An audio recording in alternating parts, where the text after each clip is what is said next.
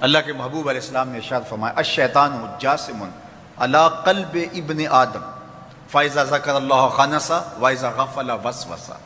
شیطان اولاد آدم کے دل پہ قبضہ جماتا ہے،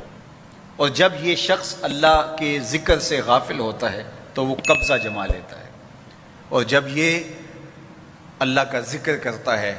تو وہ بھاگ جاتا ہے۔ تو شیطان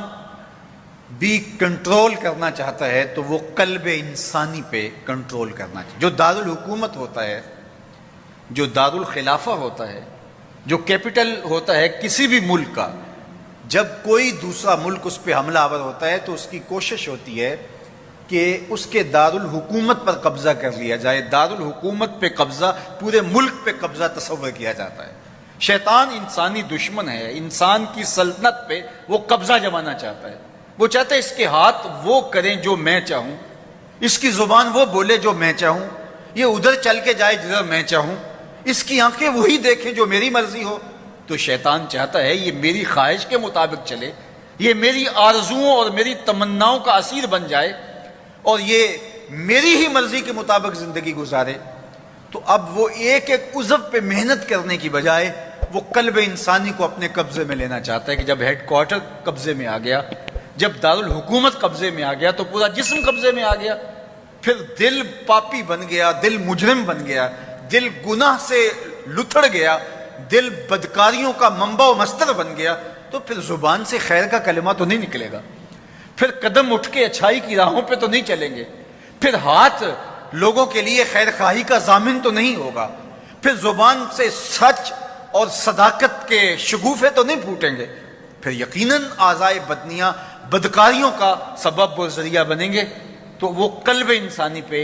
جو ہے وہ قبضہ جمانے کی کوشش کرتا ہے۔ اب اس کا طریقہ کیا بتایا؟ میرے حضور نے فرمایا فَإِذَا ذَكَرَ اللَّهَ خَنَسَ، جب یہ اللہ کا ذکر کرتا ہے تو شیطان بھاگ جاتا ہے، وَإِذَا غَفَلَ وَسْوَسَ، اور جب یہ غفلت میں مبتلا ہوتا ہے تو شیطان وسوسہ اندازی کرتا ہے۔ ایک حدیث میں آتا ہے کہ شیطان محاذ قلب سے، یہ دائیں پہلو میں، انسان کے بائیں پہلو میں گوشت کا ٹکڑا ہے جسے دل کہتے ہیں،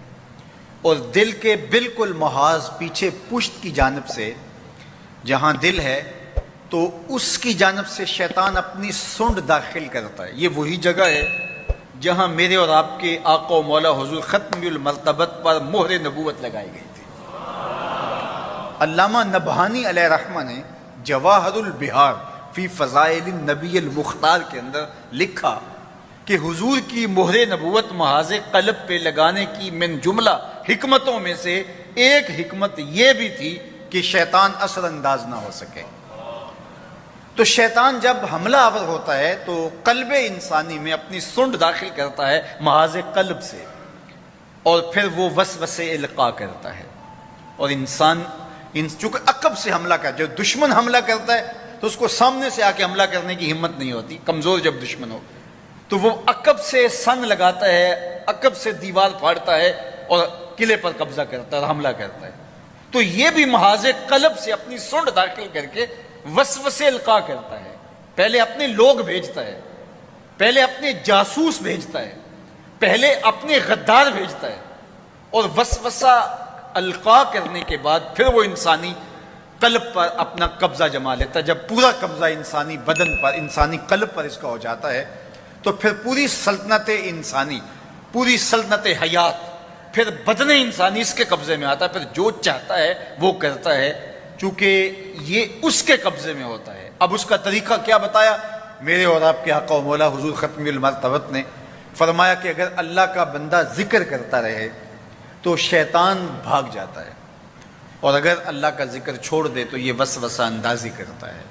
تو جب تک دل ذکر کے نور سے معمور رہے تو شیطان حملہ آور نہیں ہو سکتا۔ تو اللہ کے ذکر سے دلوں کو منور کیجئے، ہر لمحہ اللہ کے ذکر کے نور سے